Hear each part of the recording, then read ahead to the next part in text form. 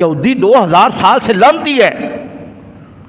یہودی کو اللہ نے یا بنی اسرائیل اذکروا نعمتی التی انعمت علیکم وانی فضلتکم علی العالمین، سارے عالمین پر اللہ نے فضیلت دینے کے بعد اس کو لعنتی بنایا ہے.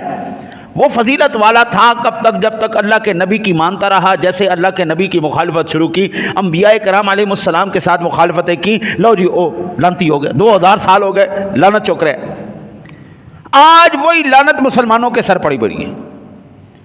حضرت آگے اللہ تعالیٰ کہتا ہے یہ قوم وہ قوم ہے جن کے دل پتھروں سے بھی سخت ہو چکے ہیں. یہودی کے دل میں کوئی احساس نہیں، بچہ مر جائے، بچی مر جائے، کڑی مر جائے، بندہ مر جائے، عورت مر جائے، کوئی نہیں، کوئی احساس نہیں. بوڑھا مرے، جوان مرے، کوئی ان کے دل میں احساس نہیں. یہ ہسپتال کے اوپر انہوں نے حملہ کر کے بتا دیا ہمارے دل میں واقعی کوئی احساس نہیں، ہمارے دل پتھروں سے بھی سخت ہے.